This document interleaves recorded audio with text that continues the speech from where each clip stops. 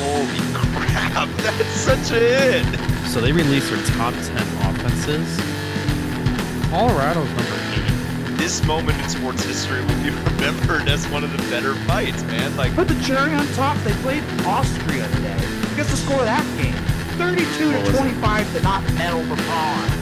Hello and welcome back to another episode of Bros in the Bleachers podcast, episode 27, our Scott Niedermeyer episode, you might say. Fellas, how are we feeling today? hey, we're back for another episode, our Fred McGriff episode. Hell of a day in NFL football, but man, was there some good college football this weekend. But Josh, how are you feeling? Oh yeah, I'm doing great. Listen, I'm doing great. We had, the Bronco agenda took a hit at the Heisman, but we're still here in the Quentin Michael episode, former defensive back for the Broncos, also Eagle, great. So we roll on. Rolling along, my friend. We'll dive right into college football like we always do. And we had the armed services face off on each other, Army versus Navy. Navy absolutely pulls out a remarkable win against Army. And gentlemen, thoughts on the game? What the hell, man? I was not expecting this whatsoever. If any 31-13. Yeah, 31-13 is just not what was in the script. But honestly, what we really should have bet on was just both Blake Horvath and Bryson Daly having insane games, because we've been on that since the start of the season. And the fact that we were only in the Bryson Daly camp, we just got to know that we got to support all of our armed service academies, not just Army moving forward. So again, salute to service. Hell of an Army Navy game for anybody that was betting the over too. Because come on, we're now 2-17 2-17 over the last 19 matchups. Insane. Yeah, an absolute wild game. I mean, there was the first half a little puckered, but then the second half, it just started rolling away. When Horvath, you catch him once, but you can't catch him twice, apparently. Definitely can't catch him twice. And Bryson Daly, if there was any kind of uptick vote that we have for the year, is that he would ended up being top 6 in the Heisman finalist voting. So everybody got the recognition that he needed, but not in this Army Navy game, my friend, because Blake Horvath just ran all over the armed forces for 25 carries for 204 yards and 2 touchdowns. The future admiral on the season has 158 carries, just under 1,100 yards and 15 touchdowns, averaging 7 yards a carries. Fellas, we should have been on Navy. We should have been on Navy. Yeah, remember that boa constrictor I was talking about last week? That arm, yeah, the midshipman pretty much just skinned that boa constrictor and just shove it. Yeah, turned it into some boots and some gloves and something else. But yeah, that was a gross game from Army. But I think if we can kind of take anything, they still have another game to play for. They're making it to the bowl game. So maybe this was just kind of a, slop them out game. And who knows, maybe Bryson Daly does have a 4 touchdown game in the bowl game, because that is what I will be hoping for, friends. Yeah, this has me really tuned in for both of those bowl games, because I was a little less excited to see Navy because they weren't really showing out as hard as Army was for that most of the season. But yeah, this was a big game for them, and yeah, I'm excited to see them against Oklahoma. And there was slight controversy, right? The Thundering Herd, they weren't able to make the bowl game. Right, now they're playing La Tech, which Jake, like you said, four touchdown game. I might go out and just go ahead and say it, where I don't want to go ahead and say it's 4 on the ground, but he's done it before. He could do it again. So give me Bryson Daly for 4 total touchdowns in said bowl game. I think he should throw the ball. Can we go back to Marshall real quick? What kind of a head coach leaves Marshall to go to Southern Miss? Is that big of a jump? I mean, in this day of college football, I think it just comes down to where dollars are flowing in. And I don't know the background behind that program, but I can only imagine that's got something to do with it. But Marshall, the Thundering Herd, definitely got a lightning bolt to the program. I think it was, 25 players entered the portal, something like that? Oh, yeah. Yeah, they couldn't field a team. That's crazy. Dude, they're both in the Sun Belt. He just hopped conferences. Hey, so sometimes it's just a little bit sunnier on that side of the belt. Who knows? And Southern Miss went 1-11. Yeah, reclamation maybe he's closer to home. Who knows? It's quite the undertaking. But no, the Armed Services Bowl was very, very fun to watch if you're a Navy fan. Blake Horvath just wrecked all over my dreams, and help with the over. That's about it. But actually, let's get into, since it's college football, Heisman talk. A Heisman winner just got announced this weekend. Travis Hunter sadly wins, and this podcast can not even be any more down than it already is. Yeah, down bad is an understatement. I think that everyone that was looking into the final stats of how the voting came down, we're talking about the closest Heisman race that we've had since 2009 when Mark Ingram was awarded the Heisman. And I've got a weird taste in my mouth about it still. I decided to wear a running back jersey today just in solidarity, even though Zeke didn't win the Heisman. But I feel like I have to kick it over to my fellow my Bronco brother and Josh. How are we feeling? Yeah, I mean, yeah, it's just disappointing. I mean, I think Jeanty says it best, or sometimes he's like, who knows what they're watching? Who knows ball, right? And it's incredible to have kind of in the NFL when you have a moment where the running back kind of gets devalued, and a lot of those guys are kind of gassing up those college players because it's something that's kind of weird if that starts trickling down into like the what is basically a minor league game and minor league product in college. But yeah, the devalue just because somebody played more snaps, which seemed to be the kind of the only real rationale outside of the fact that he had an ESPN spot almost every day, almost every week, even though he didn't play, anybody last week. Colorado, really had an underwhelming season. So yeah, disappointing. One player really elevated his whole team to be able to make an expanded playoff, and the other one didn't. So I agree. And frankly, to me, the sentence that I heard kind of throughout the week that was just charging every little bit of hope that I still had was that if you took Jeanty and you put him on Colorado, they would be a playoff team for sure. And if you put Travis Hunter on Boise State, they're not even winning the Mountain West, in my opinion. And again, maybe that's a hot take, but I think that for a guy like that who probably snubbed his way into getting the Biletnikoff, let alone snubbed his way into getting the Heisman. I know that we've all got a sour taste in our mouth, but I will say that the mindset from Jeanty saying that he's taking it a little bit more as a motivational piece. I don't really know how else you respond other than that, but man, yeah. I cannot wait to see Jeanty run for at least 200 yards in his first playoff game, because it's going to be an angry Ashton Jeanty, and I like that. Yeah, you just hope it fires the whole team up, and even the defense is ready to, knock some socks off, push some people off their blocks. Let's go. I mean, what better way to shove it to the Heisman than winning a national championship? Am I right? Plus 6,000 right now is what I was looking at a little bit earlier. So hey, don't sleep on the Broncos. Chugga. Are we all putting a ticket in for them right now? Are we gonna do? Have you guys already done it? I haven't done it yet, but I'm genuinely look at this guy. I'm genuinely considering it because, again, you got the first round bye. They have to play one less game. I just don't see how you don't find value in that. So who knows? Maybe by the end of the pod, I whip out my my app and we see what happens. Get a little freaky. Yeah, you're one to be known to get freaky in the sports betting world. That's for sure. Hey, if we need to. Some would say to his own detriment occasionally, but. Oh, nobody matches the freak. I plead the fifth. Occasionally is too few of a times for that, man.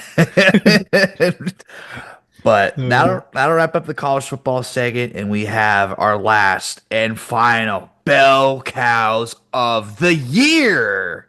So we each have one collectively and individually. So let's start off individually. So what is a bell cow? A bell cow is someone who has 20 carries, over 100 yards, and 1 touchdown. Oh, yeah. Back for one last show. Macho Man Bell Cow Savage. Yeah. Well, let me tell you something. I got a bell cow. We haven't mentioned too much on this show, but there's a storm rolling out of the Red Rock Desert of Southern Utah. Yeah.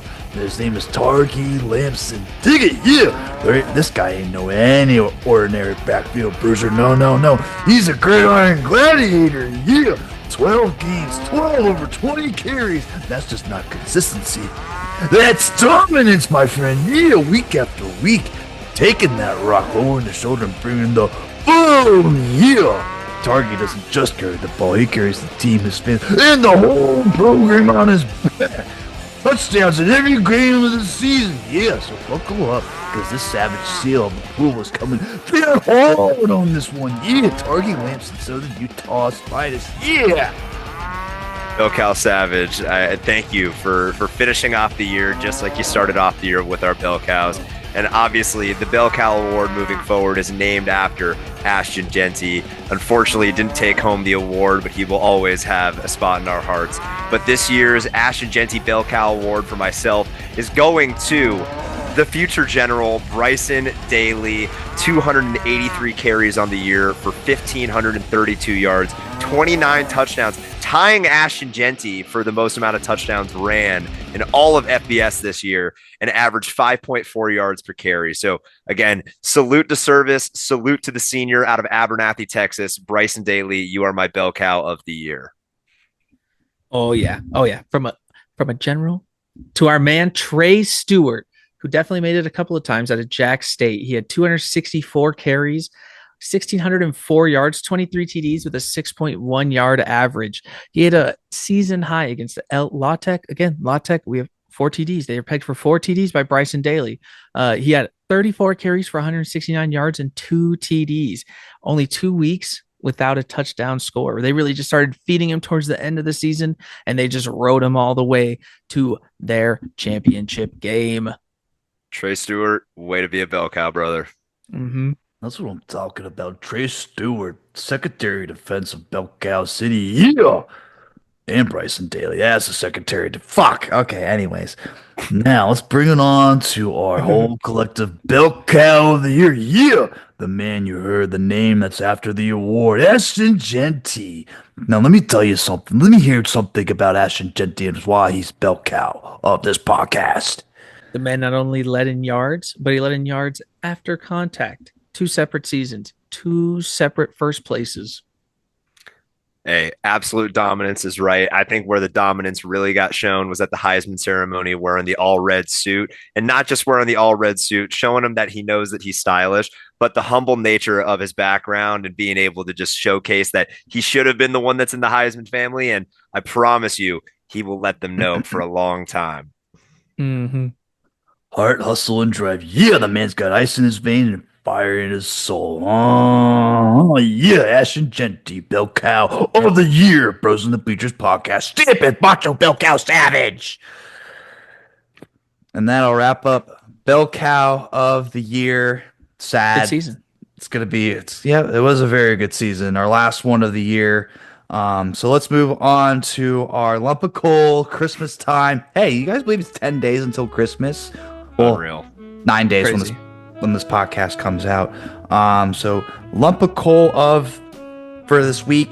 Give me Marquette basketball versus Dayton. Yeah, Marquette was up big in the first half. Big. You would have thought, well, they surely should win, right? No, they lose. Dayton wins by like 7 points. They make 22 buckets to Marquette's 13 in the second half, and I lose my parlay because of that. So put a big old lump of coal and Marquette Golden Eagles. You're my lump of coal this week. Oh, Drew, I saw your note a little bit earlier, and I pulled it up. According to team rankings, Marquette has a 100% chance of making the tournament, and Dayton is a little bit closer down to the bottom. You know, we're looking a little bit closer to like that 40% range. So again, maybe that's a little bit of a lump of coal nature. Marquette really should have come out with the win there. Not great. Yeah. So out on Shaka Smart. Not great. And you want to know what else is not great and why it's my lump of coal for this week is the New York Yankees letting Juan Soto just slip out of their hands, right? And just immediately falling into the laps of New York. And frankly, I think that the lump of coal nature of this just comes from the fact of all of the signing bonuses and all of the incentives and all of the pieces that the Mets were just handing the keys to the city with this man. So again, kudos to the Mets for being able to get it done. I still think that the Dodgers own the NL, but hey, to each their own. A lot of season left. Yeah, so my season left. The whole season will be left. My lump of coal will easily be the Dolphins. They had another stinker of a game today. Just inefficiency all across the board. The defense is soft. The O-line is soft. The run game was soft. The passing game was just getting people murdered. And use that lump of coal, cook some dolphin steak sandwiches because this team is done. They should just get whatever draft pick they can because I don't know what they do moving forward from here because they got a paid quarterback. They got aging talent. Yeah, I don't know what that exact solution looks like for the Dolphins. You're right. That is a little bit of a scary pick for whatever they end up jumping into. Somebody gonna overpay for Tyreek Hill? You could say the Dolphins team is a reflection of their head coach. Would that be too big of a? Hey, we know that you're not a huge Mike McDaniel guy, so I did say, I was like, oh, I won't close the door on him yet earlier, like maybe like a month ago, but now I'm fully closing the door on Mike McDaniel over him. yeah, Dolphins are cooked. Yep. Cooked. Oh, mahi tacos. And that'll wrap up Lump of Coal, and we get on to pro football, NFL, the Thursday night game. Absolute stinker. Did you guys end up watching this game? The Rams beat the 49ers 12-6 in a field goal kickoff. Probably one of the worst games in recent memory. Yeah, really wasn't expecting that. I will tell you, I wasn't watching the game full time. I was at an event, so it's kind of just like following along on Gamecast on my phone, and I'm sitting here just like banging down the door, like, "Where's my Garendo touchdown? Where's my Cooper Cup touchdown?" Like the two thing. I didn't want to take any action on the game. I didn't know what was going to go on. I was like, "All right, just give me something." And the fact that no touchdown cashed, I was like, No, Jake, not even a touchdown, not even a reception could have been cashed. I know it just was absolutely gross. And frankly, I feel like that's kind of what you expect in these divisional matchups is they just get a little bit of slop. And Josh, it continues to add to your verbiage of primetime unders, but I don't understand what happened in that game. I don't know if you guys were watching a little bit more in depth. I mean, honestly, it was just a huge night for the primetime unders and also for Shanahan being a fraud because, like, you know, they had a whole linebacker quit in the second half. Unfortunately, it wasn't as flashy.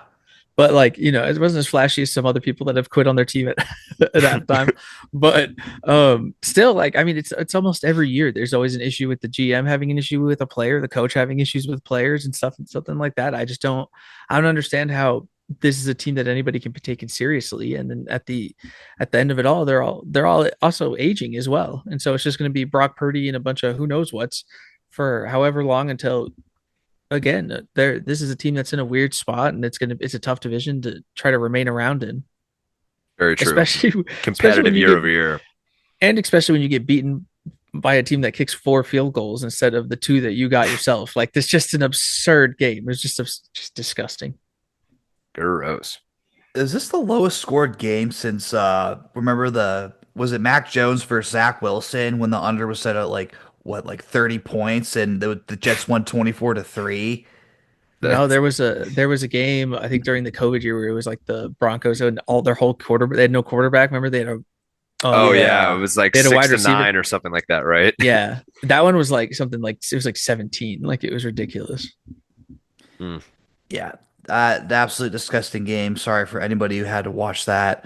But let's move on to the next game. Like we mentioned earlier, the Dolphins lose 20-12. The Texans beat them, solidify probably their division hopes.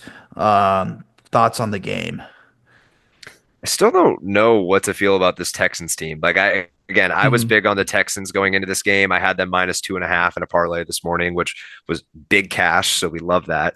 But when it comes down to at least this Dolphins team, like, frankly, it's the turnovers. It's the not just quick cognitive ability on the offense. Like, it just seems like they're moving in like molasses. Like, things aren't clicking the right way. And sure, Tyreek Hill and Jaden Waddle are amazing at what they do. And they're going to get you little slants and little ins. And they're going to, turn a 1st and 15 because you committed a holding penalty to now put yourself in a position to where they need to catch a 13-yard pass. And I don't know. It's just they've got a chunky offense, but I just don't like the Texans still. I mean, like, we thought that they were going to win this game, but I didn't walk away from this being like, oh yeah, they're that playoff team that I know they're going to be. Like, to your point, Drew, like, they're probably going to end up winning their division. It's probably all locked up at this point, but it's a little wacky.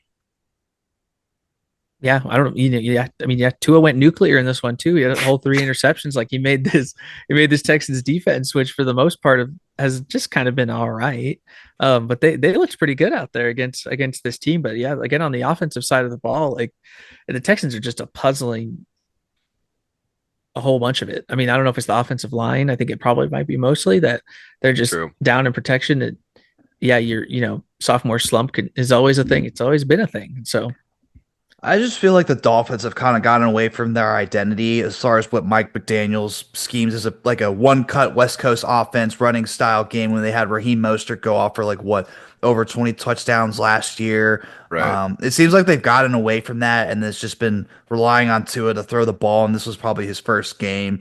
Like that was really bad. I mean, the previous ones he's been doing pretty well, but he definitely laid not such a great game in this one. But yeah, to lose to a Texans team that's also been sputtering as far as offense. CJ Stroud under 150 yards. The run game had less than 77 yards on the ground. This was just a weird game. I don't know what to think of it, but I will tell you, Yeah. I do believe a little bit in the narrative of Texans home field advantage. I'm starting to think that that means something at least a little bit more for their team than it does for others.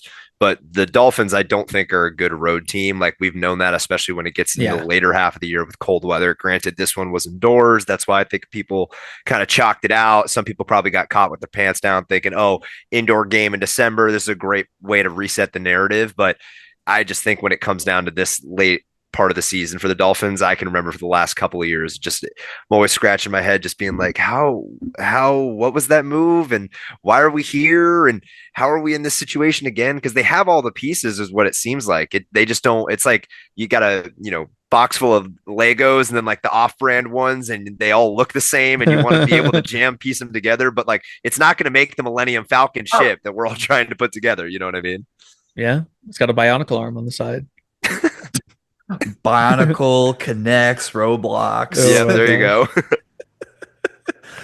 And let's move on to the other Florida team that lost. The Jets beat the Jaguars 32-25, and Aaron Rodgers has his mojo back for nothing. Yeah. Him and Yeah. Devontae Adams, listen, they were making a game for themselves, I guess. I don't know. They were doing the like predator shake, like, yeah, we're not going to go out like washed losers. Let's get out there and beat these Jaguars. That was the definition of buddy ball. Like we've talked about it like many Uh-huh. times with a lot of different teams throughout the year, Arizona football being one of them. And like that was just one of those games where like you have a quarterback that knows how to throw to one guy and the defense doesn't know how to stop that one guy. And in Yeah. this case, it was Devontae Adams. And for Arizona football, it's Tederayo McMillan. And the fact that he went for almost 200 yards, which is a damn near career high for him, and just was able to, have some unreal catches. I don't know if you saw the sideline catch that he had over the shoulder. That was a toe touch. Oh, But Yeah, that was just again, crazy. like he's always been a Sports Center top 10 guy. And it's cool to see at least that moment of cohesiveness where, he's with his guy in Rodgers and the big move is finally working. Like you go on the road and you win a game, but then you look at who you actually just played and you played the Jaguars and you won in the last minute of the game and Mac Jones looked somewhat competent. Like is this all things to be happy about? Like I mean, I he threw- didn't really listen, walk out of here feeling great, Mac Jones, he had 5 more yards thrown than Aaron Rodgers, but he also had 2 more picks. So, you take what you can, I guess. for sure. But that's even the better cause to it, right? It's As like a backup. Mac Jones stays relevant. I love it. Yeah. I mean, yeah, they scored consistently. The Jets just got fired out of a cannon that second half. And my poor man, Doug Peterson, man. they did look good in those uniforms. Doug looked really good in his his- Doug he looked good. yeah. Spicy Doug. I feel Dude, like he's a man that thrives in Florida. Like as far as like an aesthetic, like he's always looking tan. His skin looks exfoliated. Like he's got the swag on lock all the time with the visor. Like respect. oh yeah. But interesting enough, Mac Jones was leading it so much that 2 receivers on that team, Brian Thomas Jr. and Brenton Strange, had over 10 receptions. So thought that was kind of interesting. Yeah, that was not Brian Thomas Jr. is becoming that alpha that they have needed from the draft in a long time. Like I feel like they've had a lot of top picks and they've kind of whiffed over the last couple of years. And I don't want to necessarily key Trevor Lawrence to being one of the key whiffs in that whiff class, but Brian, you're doing the damn thing, Brian. Keep doing your thing. Ain't that the truth? But let's move on to the next game. Let's go on to Jake. The Dallas Cowboys beat the Panthers 30-14. And I have to ask in Cowboys fashions, are the Cowboys back? Of course. No, I'm just kidding. So, listen, I think that the big piece here for me is that with this Cowboys game, that They were underdogs for 33 straight games going into today. So I was insulted. I was sitting here like, I don't, I just don't see it on paper. I mean, again, Bryce Young is still Bryce Young, and the Cowboys, sure, like there's been some injuries, there's been some inconsistencies. Like, obviously, we're deep into the season and you're still relying on Cooper Rush. I'm not happy with any of it. But to go in as a 3-point dog into Carolina, which is arguably the worst home field advantage, if anything, it's a road advantage for the other teams. I walk out feeling good. And I mean, CeeDee Lamb putting up 9 receptions for 116 yards, Rico Dowdle going 25 carries for 149 rushing yards.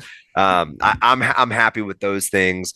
Obviously, the defense just came in and mollywopped on Bryce Young, and I'm just happy that happened, because if it was even there was small shreds of him being good, then the narrative was really going to start to fly a little bit for the Cowboys. But 6 sacks, 2 fumbles, 2 interceptions, somehow ended up putting up a 19 and 28 stat line for 219 yards and a touchdown throwing. I don't know, man. It was blown coverage, whatever, but I'm happy walking out of the game. Did you guys watch it?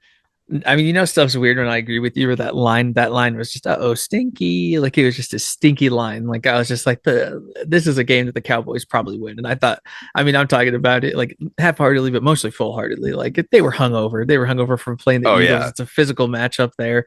They gave it their all, and then now you got to play the Cowboys, who, again, like, the Cowboys are having an off year, but the Cowboys are not the Panthers. Like, they're closer to, like, you know, they're closer to that Eagles tier, that like upper echelon tier, in more positions than the Panthers are anywhere.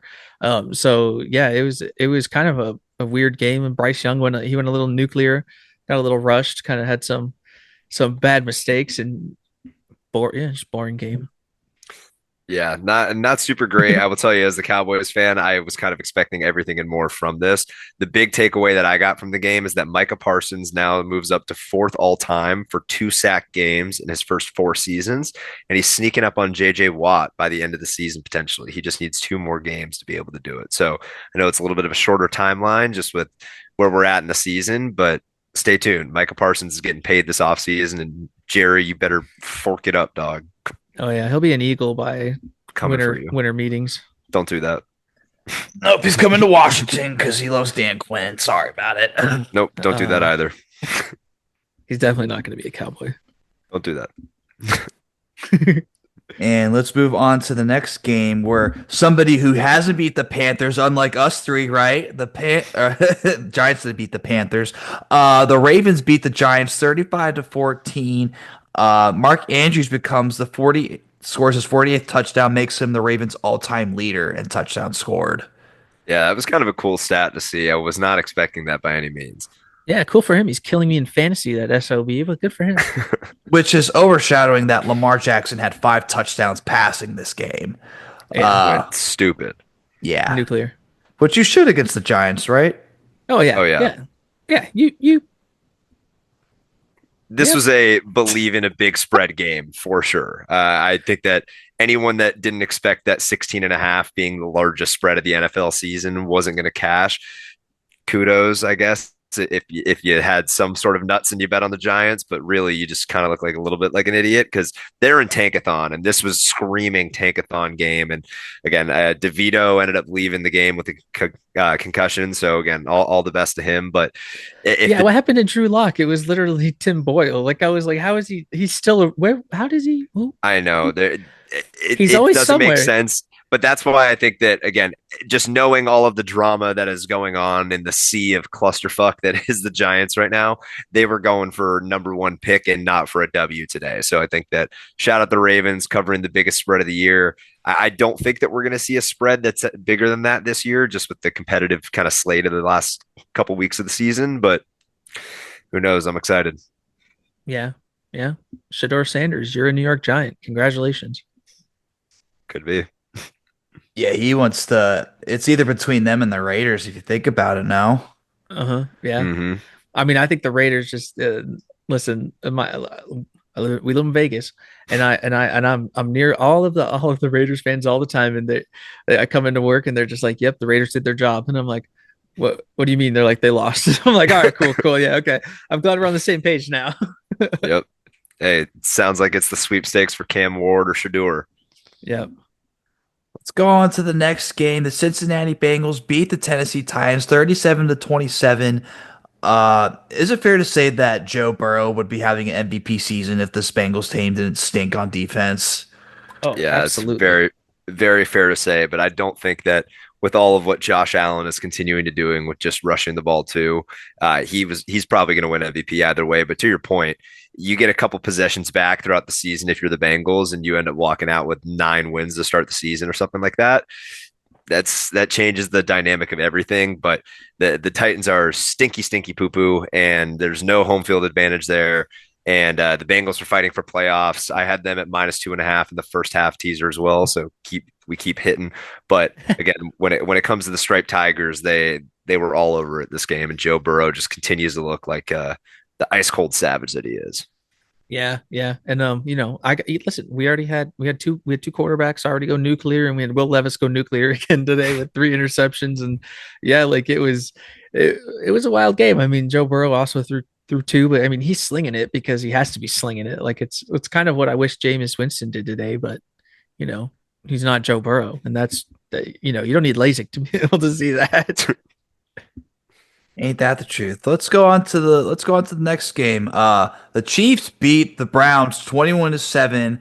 Patrick Mahomes exited the game early with an ankle injury. Just put your damn hands down. Wow, they covered against the Browns. Drew, they Whoa. did it. Hey, celebrate, Wow. dog. Come on. We finally got one. Whoa. I We finally mean, did it. Yeah, they did, and that's like a team they should have done it against. So But that's what I'm saying. Like that was screaming freedom right there. Like Vegas finally was adjusting lines to the point where you're not getting presented Chiefs multi-possession win game. And again, frankly, I think the fact that you had it at 4 and it was an opportunity to be able to just milk the cow.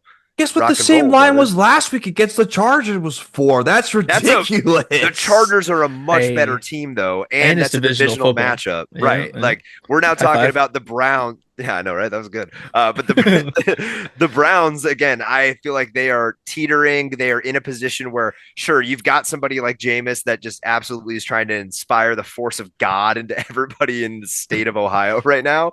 But I think that there's also the reality of like Cleveland is still going to Cleveland, and they're probably not looking to win a ton of games right now. I mean, they're probably trying, but like at the same time, it's like a give take type Oh piece. yeah, no, they're definitely still trying. Most of that is because like literally, like if any ball that Winston tried to throw over 25 yards was just an interception, and it was infuriating to watch because Jerry Judy was just sitting there like like a perfect little Christmas hen. Like you just get him the ball, and he just clucked his way for a massive amount of yards.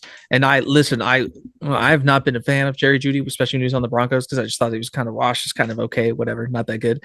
But my guy on the Browns, when they just feed him the ball, good things happen, and they should just do that for the rest of the season. Just because, like, listen, I'm here for it. I just like the narrative; it's fun. That's what I said last week. He is a true number one when he Yeah, is in a he's healthy. emerging. Yeah. So again, he's in a good spot. But really, what we need to be talking about here is the Kansas City defense. Because I had them in fantasy football, so I just have to shout them out. Allowed 7 points, 4 interceptions, 2 fumbles, 5 sacks. That's what I'm talking about. We're in the fantasy playoffs. We are charging our way along. It's a huge start. It's a huge start. Momentum, strength, perseverance. That's what I got. That She's reminds going me to be of the number one seed. What was that? What was that song by The Rock when he was like singing? Do you know what I'm talking about? I know. You're I welcome know this from song. Moana. No, not that one. But anyway, Gonna so funny. say let's go to the last 1 p.m. early morning slate game. The Washington Commanders squeaked by and beat the Saints 2019. Drew, take it away. Didn't see that one coming. A game where it started out with I don't even know where this guy came from. Jake Hayner. Have you guys ever heard of him before? No, but I will No. tell you, the only time I had ever heard of him before was when I saw the rookie photo shoot that came out at the start of the year. Or I'm sorry, not this year, last year. And man, you guys need to do yourself a favor because he has like some just terrible, terrible rookie shots of like him being like a model and like giving like the Riz face and everything. It's so good. Oh man. He definitely does have that face for it. Surprisingly, they started him, and then Spencer Rattler came in, and then obviously they should have done that. I thought he was going to be starting the game to go off initially, but no, we looked good in the first half. Shut them out on defense. Yeah. Scored 2 touchdowns that Terry got. We had the roller coaster play where Jaden scrambles out of the pocket right, and then comes all the way back left, and then somehow scores a touchdown with Terry. Just on a string to Terry. Yeah. And then the offense decided to take a break and just not score a touchdown after the first half. Yeah, that was weird. We can't run the ball. That's what I've been saying the whole time. If you stop us on the run, there's pretty much Jane Daniel scrambles out of the pocket and either runs out of bounds for no yards or it's an incomplete pass. Yeah, I don't know. Spencer Rattler almost made me wanted yeah, Yeah, we were messaging about it. It was either going to be Spencer Venom Rattler, which was going to be such a dope nickname to start pushing, or Spencer Rat Turds. And he just, at the end, they just kept hitting that same little goal line fade button. And, you fool the Commanders once on it and you get it connected freely. You get it a little less open the second time. And yeah, good stuff doesn't happen when you're trying to get Spencer Rattler to win you a game at a 2-point conversion. But, special teams coordinators, man, they like to push the envelope. I'm not gonna lie, the game kind of felt like just the end of the game decision just felt like a Madden move. I didn't really understand it. Like you're at home, you just did everything and more to be able to tie the game, and now you're gonna try to go for 2 points to try to win the game. Like maybe your team at that point, and you're tired and you don't trust them going into overtime. Like maybe, but I mean, dude, you just did everything and more to be able to come back against a team that's charging into the playoffs. Your team is dead when it comes to injuries and whatnot, and you're at home. Like, to me, that just screams kick it, and you've got the advantage going forward. But I mean, I don't know. That's just and me. I couldn't see as much if it was like a prevent style defense towards the end there for the Commanders. But like, yeah, the way that they cut them up for those last 2 minutes, which it could have just been that bend don't break style. But yeah, they really march all the way down the field. So you get that coin flip and you're right there. Yeah, this doesn't really strike confidence in me because I wish they would have blown them out because we got to play the Eagles next week. So that'll be testing my sanctity once again. Is that in Washington? Yeah, Washington. Mm.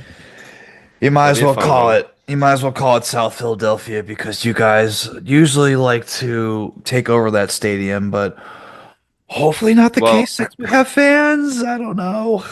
Well, hey, Drew, before you call it South Philadelphia, let's call it Terry Mactown because we got to talk about what's going on. Again, the fact that he got the 2 touchdowns, but this is now his first touchdown with over 10 touchdowns in a season, which I think is great for the career. But now it's going to be, we got a couple more yards to go, but this will hopefully be his 5th straight season with over 1,000 yards. And he's really starting to charge kind of that legacy card. And I don't know, Drew, I've kind of been on T-Mac for a couple of years, but we got to find these new names for the T-Macs, right? Because Terry McLaurin and now Tedero McMillan's going to come in like Scary Terry. Okay, yeah. So Scary Terry. You're right. Hand up. That's on me. Scary Terry. Okay. Elbow. So we got T-Mac will be his. Which he says he doesn't like, but we haven't come up with anything new, so it's just but he said he did a thing this morning where he was just like, "Yeah, I'm fine with Scary Terry." He literally said it. Okay, then I guess he finally came around. Now finish up the 1 p.m. games morning slate. Let's go into the afternoon. We have the Broncos beating the Colts now after the Colts came out in an early lead.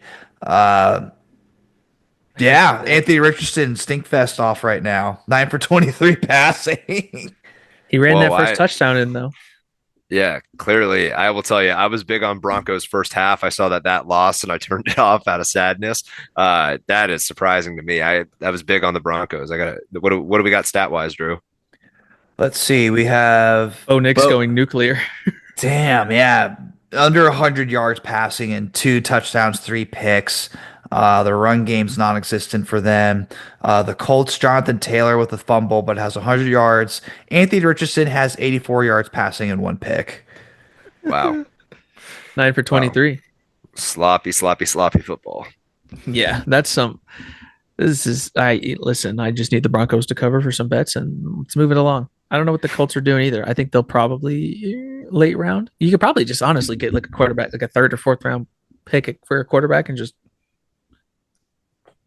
Yeah, roll the dice. they're probably not going quarterback early by any means, but again, I think that they're probably going for skill position for help, and then get somebody a little bit later on some value. Maybe like a Curtis O'Rourke going a little bit later in the draft or something like that. Yeah. Curtis. What a name, Curtis O'Rourke Mm-hmm. from Or Curtis, Indiana. Curtis Rourke. Yeah, is it O'Rourke or Rourke? I think it's Roar. I know what. I don't know. Now I'm freaking out. I don't. We don't know ball. We don't know ball. Yeah, we don't know ball like Yeah. that. Somebody get him. Let's go to the next game where the Tampa Bay Buccaneers are beating the Chargers 30-17, and Mike Evans is going nuclear in a good way, Josh. Hey, listen, he's real big. Way to Run go, the ball. dog. You just gotta send him up there. Going into this game, I've been big on the Bucks all year. I've been talking them up probably a little bit too much, but this Chargers defense was scary for me. In this game, I honestly tried staying away from as much as possible, just because I didn't really know what to feel about it. But looking at the score now and seeing, all right, Buccaneers are up by 2 touchdowns. They're already in the end or the red zone again, driving. Like, this probably should have been a 2-possession win, because this is big for Tampa. Like, Tampa puts themselves in like the ultimate position now to claim the South, and the Chargers are still shaky and a little bit crumbly and a little bit hurt right now. So again, Tampa, not too bad of a road team too. Writing was probably on the wall a little bit. Yeah, I would say it's like one of those things where, like, the Commanders, like, they're like a year early, but they're still like doing real well. Like the Chargers, I feel like are like a step behind them a bit, but still in that same kind of tier where it's like, yeah, they're like, because they got Herbert, they're like a little bit ahead of it, but I don't know if they're still ready to start participating. So then where would you put the Bucks in that argument then? I mean, like, but the Bucks are hot and cold, man. But I don't think that's where they're one of those wild card teams where it's like you never know what you're going to get, but you do not want to play them in the playoffs. Right. And I think that that's the fun part about the NFC South, is that because the division is so bad, not the most fun division, it's because it's so bad. And the fact that the Buccaneers can run away with the division, then we're going to be in a position where they're going to make the playoffs, and I could easily see them chunking somebody out. Now, get that smirk off your face, Drew. What are you talking about? How are they not the most fun division? The Saints just put a fucking nail biter with my team. You got the Bucks fucking throwing it up and down the yard. You got the Falcons probably against the Raiders and probably a stink off. They'll probably make that interesting somehow. Kirk Cousins throwing like over 3 picks a game. Come on, that's fun. Guess what? Primetime matchup is next week for Sunday night. What do we got? Cowboys, Bucks. Ooh. Oh, damn. Bucks alt spread 13.5. Oh, Don't be mean. Don't be mean. No, mean would be 17. Yow. Oh, it looks like the Buccaneers just scored again, which means the Chargers have let up the most points to the Buccaneers so far this season. As far as the defense, this is the team they let up the most points to. Yep. I'm Crazy. starting them in my work fantasy league, and I will be losing this week. Oof. Tough times. Let's go to this next game. The New England Patriots go to Arizona to take on the Cardinals. Cardinals up 30-10. They're probably going to win the game. Drake May game. Rashard Stevenson. Kyler Murray. James Conner. Whoa. Yeah, he's always, sometimes James Conner comes due. That's what it looks like. And I will tell you, I probably should have been on the Cardinals today. I don't know. I just didn't want to touch this one and really for anything for the afternoon. But yeah, the Patriots look bad. This is a fraudulent off, and the Pats are here for picks. True. Yeah, and again, this one was kind of, honestly, this reminds me a lot of like how the Giants game should have been today, right? Where again, like they're playing for the number 1 draft pick. Like Patriots don't want to go out and, I mean, sure, maybe in morale's sake they do, but they don't really want to go out and win this game. No. And the Cardinals have everything to play for. They're trying to stay relevant in their division and maybe make something happen. So writing was on the wall a little bit.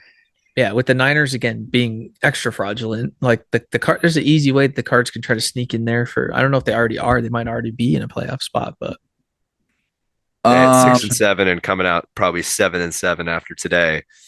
There's a chance. There's a window. Yeah. Personally, I would like them to not win. I also would not like the Rams to also not do well too. That NFC West division. But yeah. Oh, update. Broncos just scored a fumble return touchdown. Uh, yeah. Let's go on to the next big game. The Buffalo Bills go over to the Motor City to take on Detroit. The Bills are up 38-21 currently at the start of the fourth quarter. Yeah, they came in rolling. Yeah, the Bills came to play, and the Lions, man, can't keep up with the offensive firepower. But that's that toughest part about kind of these streaks is it's like at some point you kind of got to want them to end. And if it's going to end against a good team like the Bills, that's kind of a best case scenario because you come Right. firing out of a cannon in whatever next matchup you got. And you see the toughest team that's in front of you. And again, if you get beat down and, sure, for the Lions, I imagine that their run game probably is not producing nearly as much as it normally does. And it might be, oh, maybe we're relying a little bit too much on the inside run, or we're not getting enough kind of dual back sets. But that's the type of feedback that from this game. I didn't take any action on this. Like I had them in a teaser and I had Lions. So again, hi, idiot. But I think that when it comes to the season looking perspective on it, I'm still big on the Lions. And I mean, you can't not be big on the Bills too, right? I feel like this could be the potential Super Bowl matchup. Everybody's kind of talking about it prior to this game. It seems like a little bit too storybook for it to be the actual Super Bowl matchup. I was going to say it seems a little bit too storybook for it to be the actual Super Bowl matchup. But I mean, damn, these are the two best teams in football right now from their perspective. I think it is. It shows exactly what the flaws with this Lions team, which is more just like if you jump them and get ahead of them quick, like, and they can't run the ball, then the pathway becomes a lot harder for them. And the Eagles, just get a navel gazy a little early. They fired themselves out of a cannon against the Steelers for the first time this season, and yeah, them proving that they can do it at least once makes me get a little bit more hopeful that maybe they can do it in a way that the pathway in which we have to play the Lions if we have to in the playoffs.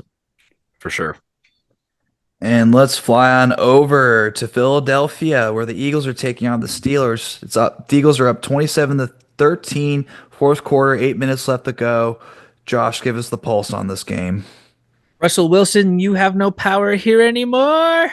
The Eagles have not ever beaten that man, which is just it's absurd. It's absurd. It's crazy. Which again, there's a whole lot of game left.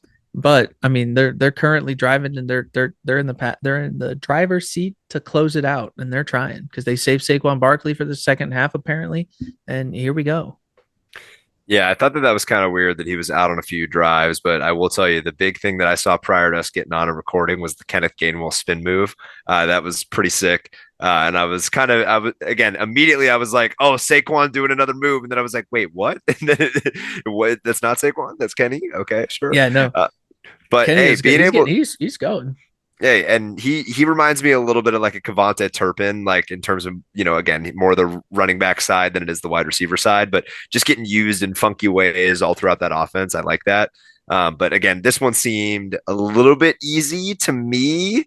I had the Eagles -2.5 in this, just a little bit of an adjustment because I think that for the Steelers offense, I just didn't really see how they'd be able to click together with Pickens not being in again.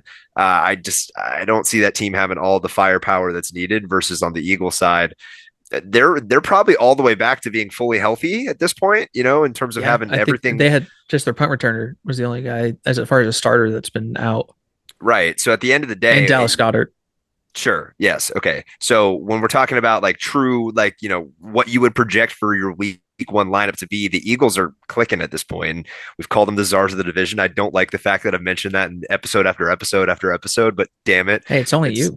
I know, it really is only you. I know. I keep checking down to it, but long story short, keep whacking his head against the wall.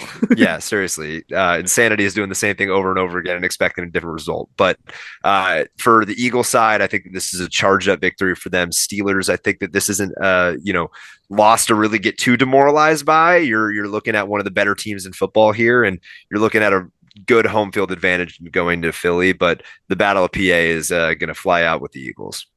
Which, I mean, if you love that headline that's like Steelers are frauds, then, this is a huge stock game for you. But yeah, I think the big smoke and mirror thing with the Eagles this season has always been people worried about the offense and kind of Jalen Hurts, which, there are a lot of stuff there that you could really be worried about. But the biggest X factor in all of the games continues to be this Eagles defense and just what they could clearly are impressively doing. I mean, the Eagles coughed at the ball early twice, and to really just keep calm and keep settled in the game, and keep everything in front of them and just limit the points and the damage that could be done from that, and just the offense continues to try to keep rolling and just roll and roll and roll. Yep. And let's roll on to the Sunday night game. We have the Seattle Seahawks at home taking on the Green Bay Packers. The Green Bay Packers are a road favorite, -3 points, and the over-under's at 48. I love the Seahawks going into tonight. I don't know why I do. I think it's gross. I think it's sloppy. I think they've got a lot to play for. I think that the Packers probably think that this is going to be a little bit of a cupcake game, just knowing how kind of competitive the NFC West has been, and they've just been beating on each other all season long. But I'm taking the points with Seattle, and I like the under in this game because I think what was the number, Drew? 47? 48. 48. Yeah, I like the under. 48. Wow. Yeah. I'm kind of with you, which is always terrifying for everybody when we're on the same side. But yeah, I think, oh man, one of my least favorite things has to be just betting on the Seattle Seahawks. But I mean, I do like the home dog with the points and that under, because I could see the Green Bay Packers being a little score gazy right now. They see that Detroit is losing this game, and there might be a feast to be had there, and kind of forget that the Seahawks are a formidable team if Geno Smith just deals the ball out. Yeah, I think that this is going to be a big game for Charbonnet.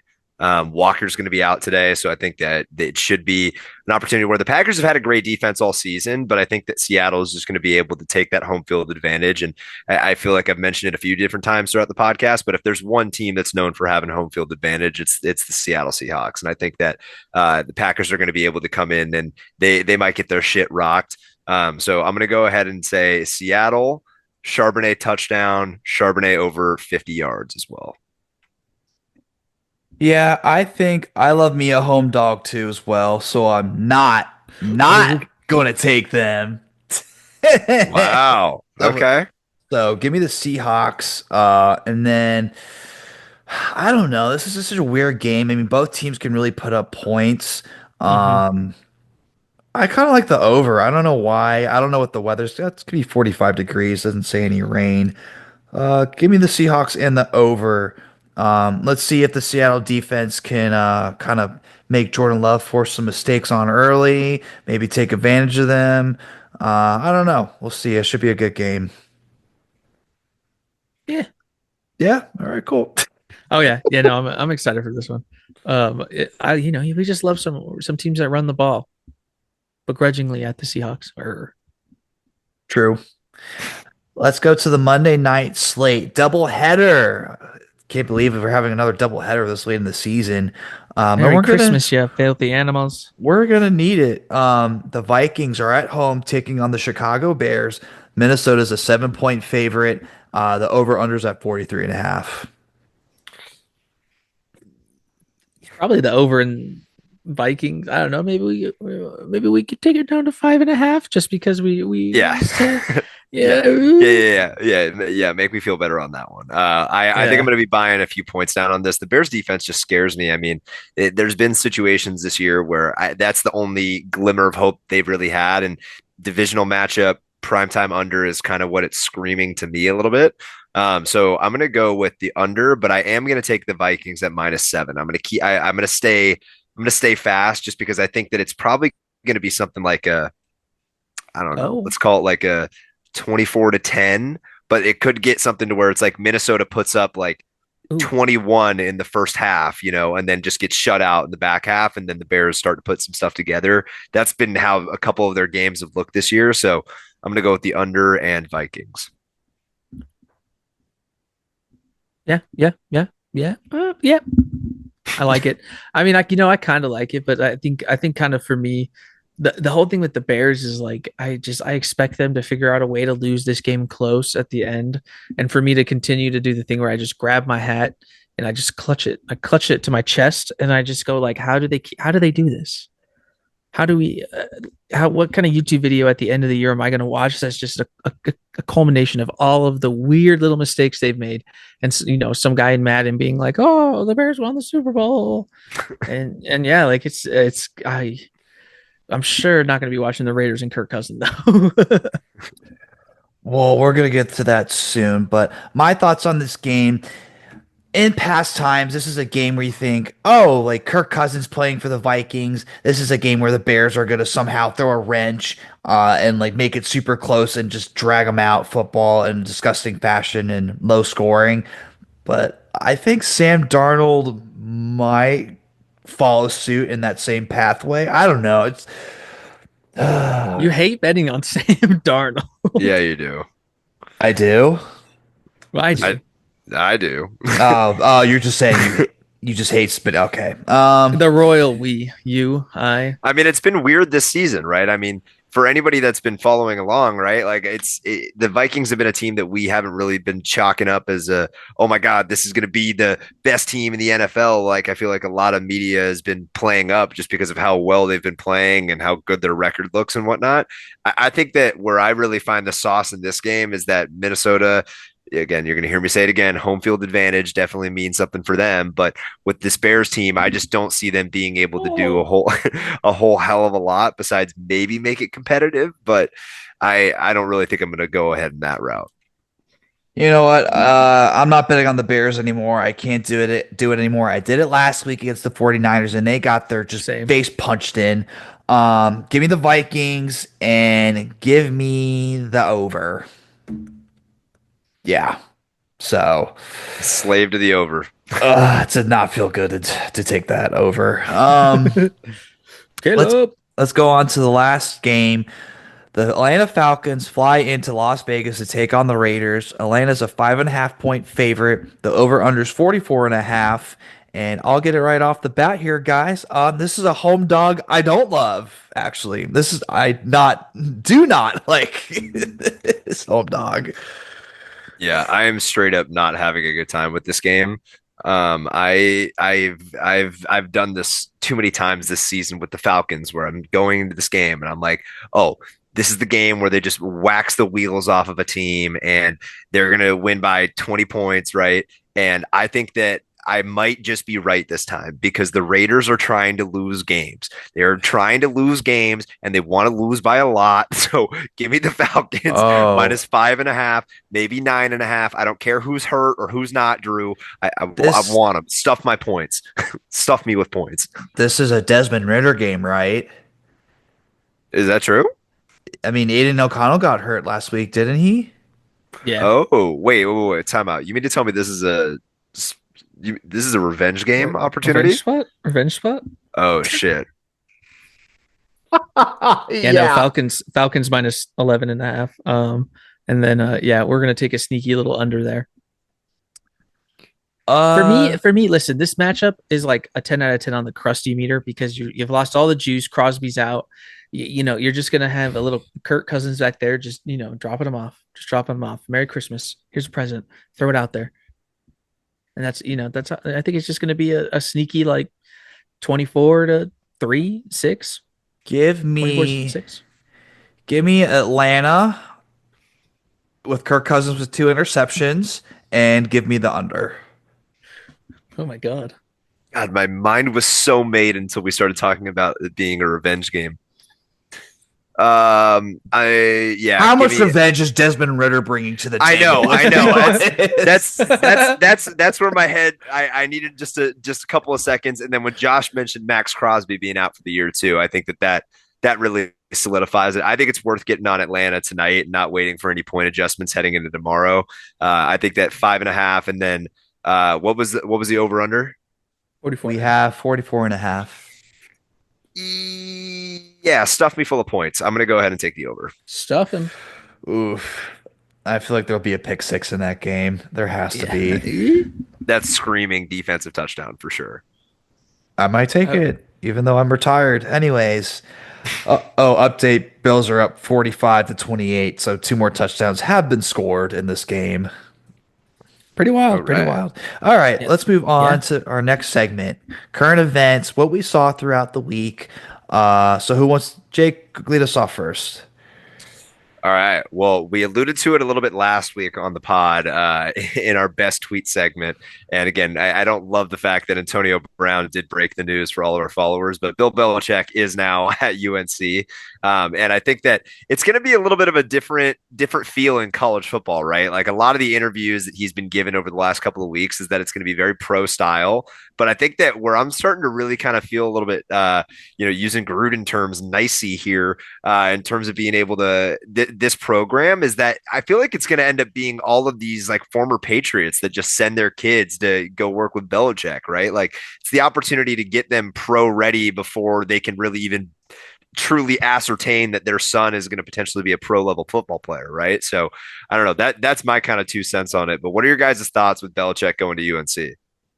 He has like after 1 year, he's got like a $1.4 million buyout. So for me, this is kind of just like, yeah, we'll throw our hat in the ring for a college program, see what maybe we can build. Maybe we can GM from the side as we try to get back into the NFL. Cause yeah, I think for the most part, he's still just a guy that's trying to get back in the NFL and break that all times win record. So good luck to him.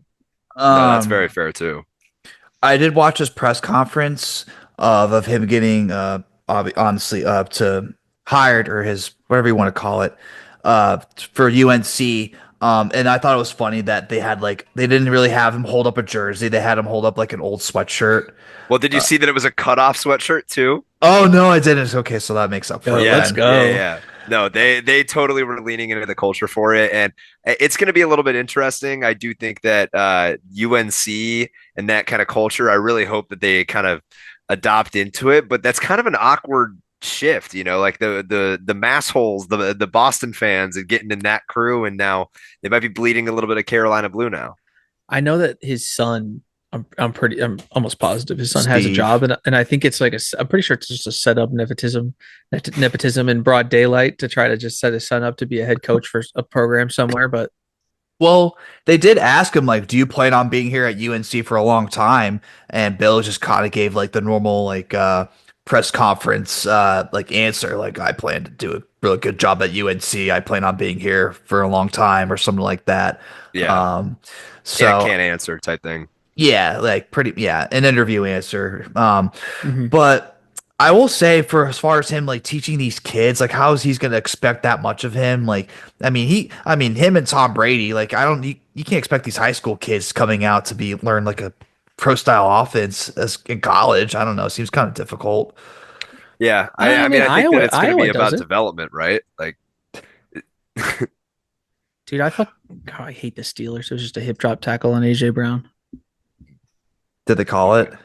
No, but his ankle sure went underneath that guy. Well, I'm glad we got the rule in so we could call that penalty to not call it the whole season. It's genuinely like the most hilarious thing when the NFL is like, we're here for player safety. And it's like, no, you're not. But Jake, any more current events?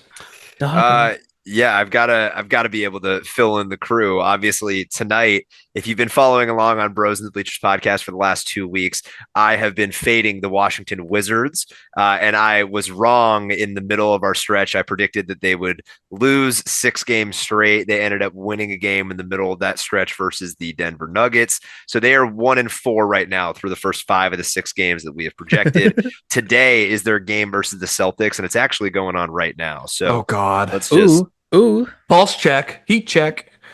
Pulse check is that the Celtics are up by 15 going into halftime. So I think all the blood has left the Wizard body. Take them live. Take the Celtics live line. Yeah. So we walked out like an absolute bandit. We turned $10 into $12 on the Grizzlies at -500. We then turned $12 into $13 on the Cavs at -1,200, and then we turned $13 hopefully into $13.52 tonight when the Celtics win at -2,500. So again, it can be done. You just have to find your length. And again, unfortunately, the Wizards are just not having a great season. Only 3 wins on the entire year, and the Celtics look like they're probably going to win the championship again. So this one was the safest of the 6 games. And was that like most losses in a season? Was that set? That was by the couple seasons ago, right? That was the process Sixers. Was it? Yeah. Well, yeah, follow Jake's plan and you might be able to get your Starbucks order for free on Wizards game nights. Right. And Jake, do you have one more? Why do you got to read my notes ahead of time? Yes, I do. I have one more, and it's frankly, it's just the absolute sadness of everything that's going on with the Heisman, man. Frankly, I was drinking orange, or I was drinking champagne with an orange label with Josh last night out of sadness. We thought it was going to be at a celebration. I thought we should have worn suits to the ceremony in solidarity, Damn. but we Nah, didn't. it's a tough we on his side that we You thought I always you guys Yeah, drank sad champagne last night? yeah. yeah. What I do you mean, expect? Jake was around. Oh. we had it. It was orange. I had to do something with it. Uh, But no, I think it's a great cap off of the season. And frankly, the reason why we were drinking champagne, Drew, is because we were naming the Bell Cow Award after Ashton Jeanty for the year, of yeah, course. Come yeah, on now. yeah. It's enough Right? We had reason. our Yeah. awards pregame. There you But go. I agree with Jake as far as current events. I mean, the guy had his grandmother and his grandmother and his brother deep in the rafters, and Lil Wayne sitting up front. Like, okay, yeah, that's fun. But Yeah, that was just wild to me too. The fact that one, Lil Wayne is there. Two, you can't shout out a song that's not 6 foot, 7 foot, and then you've got your grandma sitting in the bleachers. Morale stonks down. weird night. Is it fair for me to say that like I don't think he's that like good of a person? They say he is, which maybe he is to a certain extent, but I don't think he's like the best person. I don't know. Them genuinely calling him humble was like one of the crazier things Crazy. that they said at the Yeah. beginning of the night, I where don't I was like, listen, like there's a lot of descriptors like that you could use for Travis Hunter, like exceptional and whatever like that, but like humble, I was like, humble's not one of them. Like halfway through the No. year, he was literally decrying all the other people that were available for the reward, like for the award. As like Genty's like, we're in the middle of the season, we're not trying to do poster board material, like we're just gonna keep playing. And on top of that, humble, you played every snap of every second to beat Oklahoma State by 50 touchdown or 50 points and use that as your stat padding game to win the Heisman. And we're going to talk about one play that we made in one game. Anyways, I'm done. I can't talk about it anymore. I'm going to start having to drinking sad champagne again. Yeah, that's I think that's what it is. He's definitely not humble and it's all about him, that's for sure. Um But but outside of my Yeah, current events, that's back onto y'all. Speaking about someone who's all about him, Juan Soto, like you mentioned earlier, signed with the New York Mets. Switches sides. Signs for 15 years, $765 million contract. Is it fair to say that there's someone paid higher than Shohei Ohtani, and that's a crime against baseball? I mean, yeah. listen, if there was anybody to do it right now, he's the only person somewhat ascertainable for it. But I do think Mhm. that it's a little bit crazy. I think what it comes down to is that you've got a guy who's young and he's been there. He's been to every stage of baseball at 26. You know what I mean? And again, we're talking about numbers that are now competing with way too big of names when you're 26. The biggest thing to me, and that's why I mentioned it as my lump of coal earlier, is just like the pettiness from the Yankees to be able to let Soto go. Like, again, they made the offer, like qualifying offers throughout this whole process, and it looked like the Yankees got all the way up to $760 million over 16 years, with the final contract being signed at $765 million over 15 years if you're the Mets, right? So just being able to understand at this point, like the economies of scale, but fact that the Mets are shelling out $75 million bonus, the fact that he gets $500,000 if he wins the MVP award, and he gets $1 million for every MVP award after that first MVP award. Like, there's just so many like incentives, and he has the luxury suite that the Yankees wouldn't pay for him because doesn't pay for, because Jeter pays for his suite. Soto would have had to pay for his suite. And he's like, F you, I'm Juan Soto. And they're like, F you, he's Jeter. And he goes, well, F you, you're trying to pay me $760 million right now. Give me the fucking suite. Again, the pettiness in the whole argument, to your point, Drew, he's a Met and he deserves to be a Met because someone found just the squeak bit of more value in it. I love the signing. I love the signing so much. Love I it. love how it made Yankees fans angry. I love that they gave him all the stuff that he wanted, because honestly, if you're the Yankees, you need to just get off your high horse and stop making me look at these players that should not be shaving their faces, man. You know what I mean? Like, let's bench some of these. Let's bench some of this highness, and let's get back to playing what is ultimately a kid's game, like they always talk about. I got something a little bit on that later, but Yeah, it's gonna feel really disgusting for me having to see him wear a Mets uniform, being that he got brought up through the Washington Nationals farm system. Definitely stings, that's for sure. But you're not gonna win any World Series. I'll claim it. Mets aren't gonna win a World Series while he's still there. So, Yeah, water wet. oh, I'm glad you agree. And then, yeah, Nick Chubb broke his foot. Get that man away from the Browns. Give him a fresh start So sad. somewhere. So, yeah. And that's all I had. Josh, did you have a current event or no? Nah, current event was just more sad Heisman stuff. So, Yeah. Okay. All right. Well, then let's go ahead and move on. Bench or play. Who are we benching? Who are we playing? I will be playing this week. The Rutgers men's basketball team beat Seton Hall in an absolute nail biter. The two guys we talked about in our preview, Jake, Dylan Harper and Ace Bailey, and I'll get to Ace Bailey in a little bit. Dylan Harper hits from like the logo to the far right side of the arc. He nails a three to win the game for Rutgers. Seton Hall loses. I thought it was sick. Rutgers Yeah, on he is fire.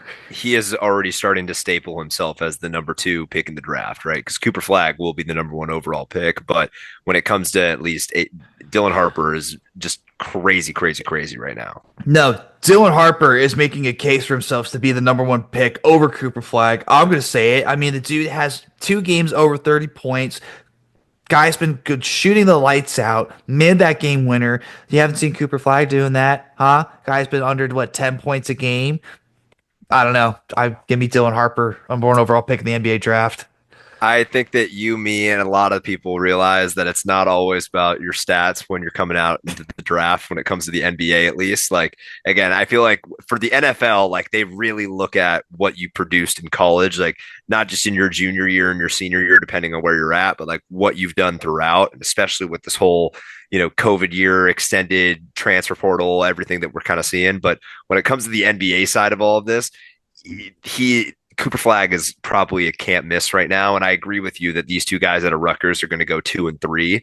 But I just don't know where right now you see any position of not taking the guy at Duke. But again, numbers will speak for themselves when we get a little bit closer to the March timeline. Mm-hmm. I don't know. Just looking at, he's been doing a little bit better, but I think he probably had to work on his 3-point shot in the NBA. That's for sure.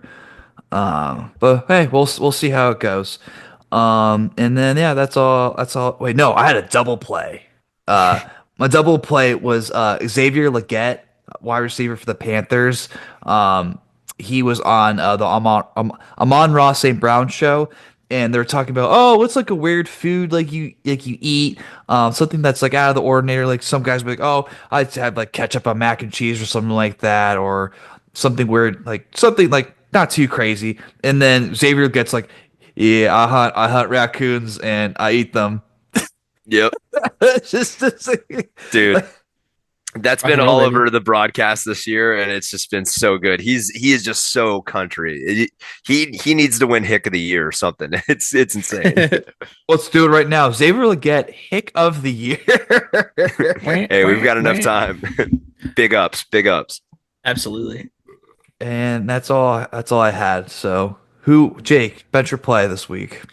Well, all I've got is a play this week, and again, unfortunately, the sadness of the Heisman situation is all that we have been talking about this podcast. But what I can talk about for my play is Ashton Jeanty being able to jab back to the voters, and again, him just being able to put out a direct quote and saying, "I really feel like I should have walked away with the Heisman," and just being able to say that in front of the national soundboards and to hear everybody say it. We've already talked about it being the closest race since 2009, and I think that the confidence is there, but I think that just the humble nature of it's not like he felt like he was robbed. It's not like he was pointing fingers. It's just he felt like he should have walked away with the award. And I feel like the fans and everyone that watched college football this year know that he should have walked away with the award. It just happens to be that the people with the voting and the people that control the media are into guys that play a lot of snaps, I guess. Cardio boy. Cardio Yep. boy. And that leads me kind of to, my bench, which was like I literally was this morning. Charles Woodson was talking about how a lot of top NFL teams kind of might just want him to play cornerback, which and they said that, we might scheme up some stuff for him to be a featured player on offense. And it's kind of just like, yeah, it's kind of like just giving him an award because it's something that you can only do in college, which, I mean, cool. But Agreed. yeah. And more in more fun land, it is the season, and my play is obviously Big Christmas Johinski Noel doing an ad for a So Christmas stupid. tree company, and yeah, he's full on suited up, and yeah, I just I love the man's nickname, the way the man plays, it is awesome. So yeah, that's my play. He does Oh, look insanely big in the Santa suit, and that has to be at least like a triple XL size Santa suit. Oh, I mean, it probably you had to source some fabric. true to size, Santa costume, you might say. Mm-hmm. Ain't that right? All right, well, let's move on to worst or best tweet. What we saw, the best things or worst things on the internet. We have a blessed and cursed image. Another thing that the Yankees missed out on, but made up for it. They traded for Devin Williams from the Brewers to the Yankees, and we know how Devin Williams has a nice beard, and you can't have that on the the New York Yankees. So Devin Williams having a shaved face, and it looks so weird. The Yankees, Oh, Yankee. sometimes they should be arrested for war crimes. I don't recognize him. He looks like a totally different person. He looks like a 12-year-old. Yeah, it looked like he just got signed. Yeah, they plucked him. He kind of looks like Mookie Betts a little bit. If Mookie shaved Yeah, his face. Yeah, I can see it. I can see it too. All right. Well, that's all I had. Who wants up next? I'll jump in on my best tweet. So Mac Jones today in this game, we've already talked about how the fact that it got a little bit sloppy, they ended up fumbling the game away to the Jets. But Mac Jones hits a spin move on a little bit quarterback dash, and then his celebration is the Riz move. And initially, when I saw that happen, because I saw it tweeted like from the moment that it happened, I was like, wow, this was like initially this was to like jab at him, but like they were up and like Mac Jones was like Mac Jones, like he wasn't Mac Jonesing, like he was playing quarterback, like He it was was Pro pretty Bowl good. grittying Mac Jones. Yeah, dude, it was something like I was like, damn, this is gonna be a bad move, and then I was just like, nope, because Devonte Adams just absolutely rizzed his way above Mac Jones, and Mac Jones thinking that he has any riz, that's a tough look, brother. So again, Yep. that's my best tweet of the week. He'll be risen the unemployment line, baby. Yeah. He did have a sick run. That spin move was pretty cool. Yeah, there were a lot of six spin moves recently. Mac Jones Perfect. being one of them is not something that I ever thought that I would say, but hey, here we are. And let's go on to Josh's worst best tweet. Mine is a best tweet. It's a bit of a throwback. I did not realize that this originally was from 2022 at the Radiance Technology Bowl, but you've seen a T dog, now you've seen a T mullet, and this man was putting it all on the line to rescue the T, bring it back, and put a little tumble in just so we could see the flow in Radiance and in all of its glory. But yeah, we might as well name this man the heralder of bowl season because it's time. It's time. Fill out your mania. What is it? The ESPN Pick'em manias. We've already had 2 games, and yeah, we continue on the way. Dude, Through bowl season. the way he just goes like as like the cold air comes out of his mouth. Oh So yeah, sick. Pro Mullet Podcast, but we are pro mullet as individuals who, well, Josh still has pretty long hair. Jake and I used to have long hair, so Former mullet, full Can't be. mullet havers, forever mullet supporters. Yep, can't be tamed. nope, cannot be tamed. And let's move on to our last segment, our top 5 bleacher rankings. This week, fictional characters you want to have on your defense. So let's do it like we normally do. Let me make first overall pick, Pick me. and it will be me again. Wow. These are juiced. This is Me. all. It's all juiced. I want an Me. investigation. And we'll do the last pick. Who gets the second overall pick? It will be Jake with the second overall pick. So Josh gets the third overall pick. I want an investigation. I don't know what to tell you. I am the will find investigation. Investigation. Prove wrong. There's no collusion. Okay. So let's draft. So defensive coordinator, D line, linebacker, corner will be the route it takes. So I'll go first for my defensive coordinator. I'll be taking Tyler Durden from Fight Club. Ooh, Um, good answer. Ooh. Absolute psycho, anarchist, blew up a fucking building, loves to beat the crap out of people. Yeah, psycho, give me Tyler Durden as my defensive coordinator to lead these men to To a total psychotic chaos. to a psychotic state and hopefully be an absolute menace on defense. Well, with my defensive coordinator, I alluded to it last week. I messed up the movie that he's from, but I'm not messing it up now. Give me Gandalf as my defensive coordinator because you shall not pass, brother. So There you again, go. give me that rush defense. Gandalf, you are my defensive coordinator. And I think vibes very well with Popeye from last week. Yeah, that's good. That's good. And for me, my defensive coordinator, I will be taking Bugs Bunny. Obviously, cool, calm, normally ahead of the game, duck season, rabbit season. The guy cannot be contained. He can't be stopped. He will inspire.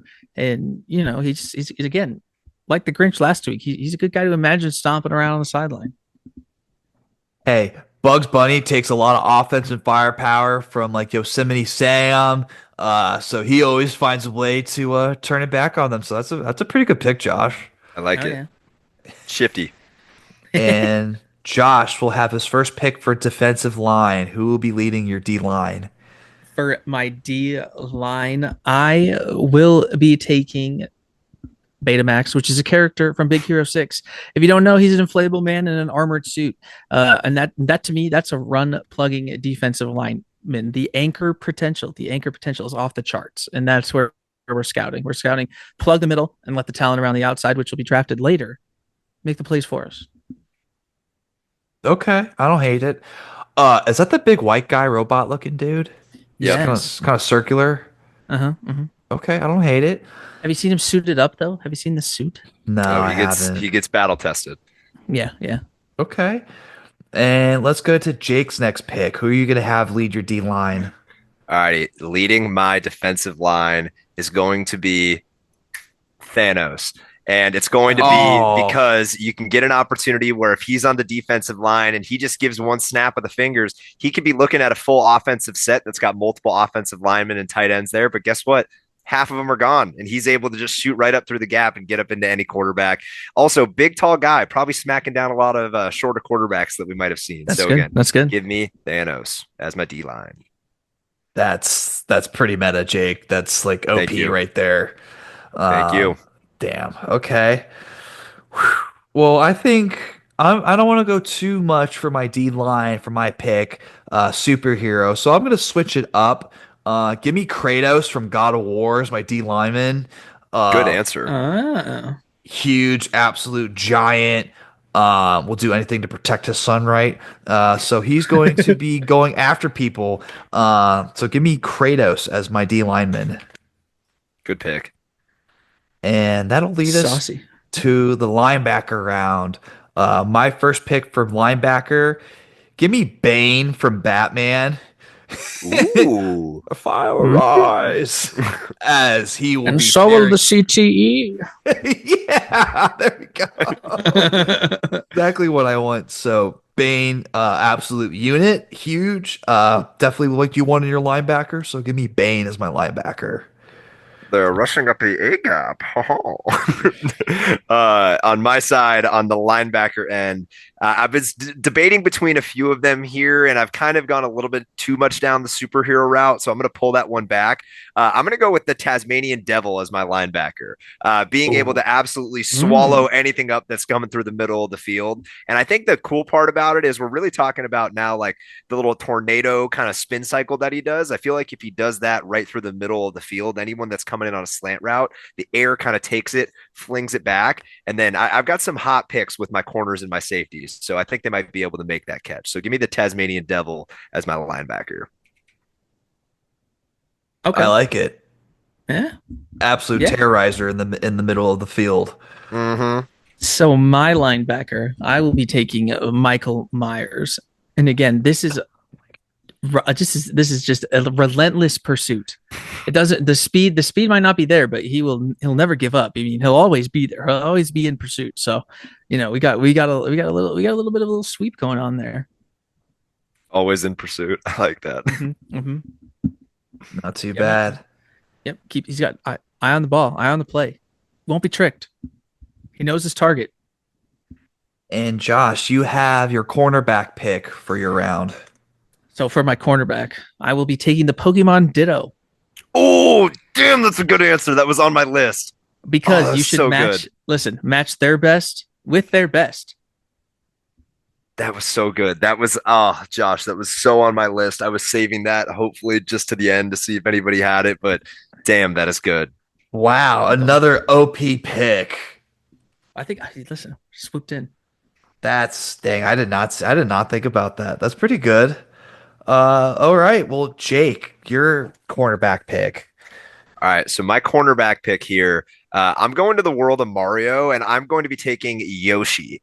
And I'm going to be taking Yoshi for the elite speed, the Um, elite hopping abilities, the again Mm, the tongue catching ability of where you're able to just what it you know do? and be able to get balls right out of the air. And again, I think that it's a good matchup with having that same, again, a little bit shorter lineup with, defensive line was huge. Backfield's getting a little bit smaller, but I think that we've just got an absolute terror when it comes to size and speed, or I'm sorry, speed and catching ability there. So give me Yoshi as my corner. okay, I like Yoshi. I do. I I like th- it. I think I'm gonna go with the fellow. Is Yoshi in Smash Bros or no? Yeah, he's in Smash Yeah. Bros. Okay. Well, I will be going a Smash Bro route and another Nintendo character. Give me Kirby. Uh, That was another guy I had. as my cornerback. Kirby for cornerback. He can fly. He's a little puffy guy. And he can also suck in balls with his mouth. Damn sus. So I feel like he'd be a good protector on receivers. So give me Kirby as cornerback. There we go. Yeah, that was my one or two right there. I was debating between Yoshi and Kirby. Good pick, Drew. And let's go to the last round, safety round. Who will we be choosing? I will be going with the first overall pick for safeties. Give me Gengar, Ghost Pokemon, uh, Mm. a guy you gotta keep your eye out for. Athletic, can move, can probably go through the field and out of the field. Maybe that's against the rules. I don't know. We'll have to figure that one out later. Only Uh, corporeal creatures, please. Right. No ghost, solid poke. Also poison Pokemon, so maybe he might poison the ball a little bit, maybe Oh, get the opponent sick. Tactical war of attrition. warfare. Tactical warfare going out here. So Gengar as my safety. Okay. Well, it's funny that you went to the world of Pokemon because I'm also going to the world of Pokemon as my safety. I'm going with Mewtwo. Yeah. Mewtwo being able to fly and be able to just ball hawk anything out of the air. Again, just having the perceived ability of every kind of piece around him, and has the ability to learn all of the moves of the different types. So I think that again, any type of larger tight end combo that you throw his way, or again maybe you get a Tyreek Hill type that's trying to speed down the sideline. Mewtwo's going to be there. So again, give me Mewtwo as my safety.